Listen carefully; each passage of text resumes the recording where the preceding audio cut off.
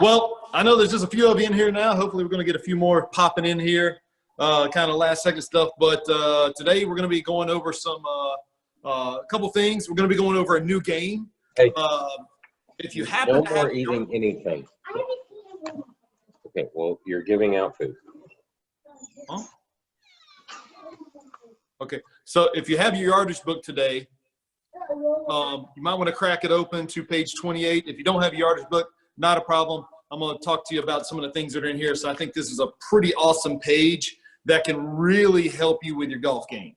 So we'll talk about that here in a little bit. Like I said, I got a new game.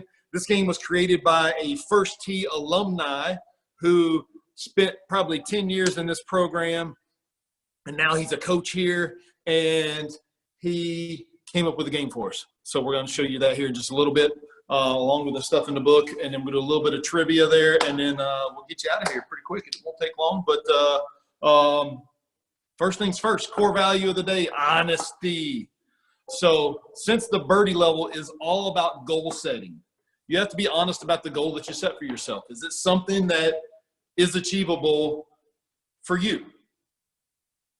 So make sure you're going to be honest with yourself. So in this goal setting section, I think honesty, especially honesty with yourself, is one of the most important things. So be honest with yourself. Is this something that you look at and go, you know what, I can achieve that, and I'm going to take the steps it takes to get there and work really hard at it. So healthy habits going to be energy. You got to put a lot of energy into achieving a goal. You know, some days I go, oh, I'm just so tired, I want to go to bed. And sometimes you got to push yourself. You got to make sure that you're eating right, you're exercising, you're doing the things that it takes. You are getting plenty of sleep, but you got to have enough energy to get to that goal, because sometimes you got to put in a little extra work. Sometimes you got to stay up a little bit later and push through some things and really push yourself to be just a little bit better and a little bit better and a little bit better. So be honest with yourself on the goals that you set, but make sure that you are pushing through, doing the extra stuff it takes. Make sure you have a high energy level, because if you attack something with high energy level, I guarantee it's going to be, you're going to reach that goal. Trust me. So the game. Now, we got to warm up. You got to do a little bit of warm up. I don't know if you guys are out there. How many we got in here now? Like I said, there's 3. Somebody's over next to the Bulldog. There's 4, 5, 6. Oh, good. We got a few in here now. Good. All right. So now you got to get up. All right. Quit petting the Bulldog. Let's go. Come on. Need you to stand up. This will be quick. We're going to do this just in place. You can do it. All you need is a space right in front of the couch that you're sitting on right there. So everybody stand up. So I just want you to start jogging right now. So you start jogging. Make sure you don't hit your knees on the coffee table. Don't hit your feet. Start jogging right there. We're going to start shaking the arms. Shake the arms. Just get the arms loose right there. I want you to start to fly. Flap your arms and see if you can fly. Still running now. Still running. Now I want some big arm circles. Big arm circles. Still running. Arm circles going backwards. All right. Slap yourself in the back. We're still running. Don't stop running. Slapping yourself in the back. All right. Really good. Now stretch real high to the sky. Oh. And lean back if you can. Oh, look back over your head. Oh, man. All right, good. Now, that's pretty good so far. So I'm kind of loosened up. Now, I'm going to go over here. Talk about this new game. Now, if you're at the birdie level, I know you've played Poison. If you haven't played Poison, you've missed out. So I guarantee you've played Poison. So this is a little bit of a variation. It's kind of a combination of Poison and Sharks and Minnows. Kind of 2 games that the kids, all you guys like to play. So what we have here, I got the border. You can see the border going around. I got my border of, I use the extension cord from a border here. And in the middle, I got some shoes. I got shoes over here. And then I've got a pink ball. I've got a yellow ball. An orange ball that I need to put in the corner. And then I've got an orange ball over there. And back here behind my zombie tee markers is going to be my ball. So the 4 balls that we're going to have out here are going to be the hiders. My ball is going to be the seeker. So it's called hide and seek. So what's going to happen to play this game, you're going to have your hiders hide. So that each of you are going to get a putt. You're going to try to get your ball to hide behind one of the shoes. And then after everybody putts, everybody's going to step out. Then I'm going to go as the seeker. And I'm actually going to play both roles just to kind of demonstrate. So I'm gonna go as a seeker. If I hit a ball, if I hit one of the hiders, I get to go again. If I miss, I go back behind the tee markers, and everybody gets to putt one more time, and so on until the last person standing. Last person standing, winner, winner, chicken dinner. All right, here we go. So I'm gonna pretend I'm the hiders at first. I'm gonna try to hide. Try to get over here, hide behind this shoe right there. Oh, that's a good spot. Oh, kind of stuck out a little bit. I'm trying to hide behind this shoe right there. Oh, that's good. Oh, it is orange. Orange is going to hide over here behind this one. Oh, it popped out though. Oh, that's not good.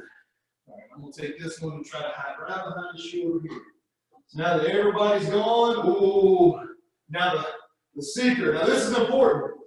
I've got 2 tee markers. And just like in golf, when I'm on a tee box, I can go to any side of the tee box or the tee markers I want, as long as I'm in between them. So I can get better angles if I go to different spots in the tee box. So here, now I've got a pretty good angle at the, oh, I missed. Holy cow, you see that? I had a good angle at that one, so I would have to go back to the tee box. Now, you can't just roll the ball 2 feet. You need to go to a different shoe to hide behind. Really important. So you can't just hit it 2 inches. You got to roll it probably at least 3 or 4 feet. This one's going to go over here, and this one's going to go over here. Then I'm going to go back over here. Here goes the seeker again. Oh, I see that.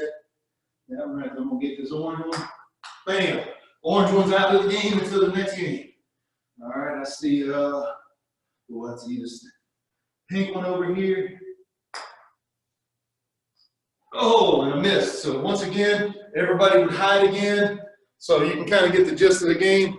And once you get down to the last person, the last hider that's left now becomes the seeker, and the seeker is actually going to go become a hider. So it's a pretty easy game, simple to make. You can put whatever objects you want down on the ground. Like you could put stuffed animals, you could put Matchbox cars, whatever you want. Doesn't matter. I put shoes down because that's what was laying around out here.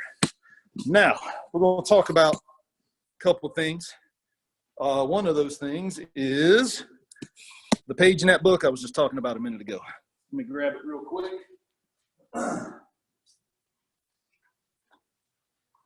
So this page right here is page 28, and it's called Tracking Your Golf Skills.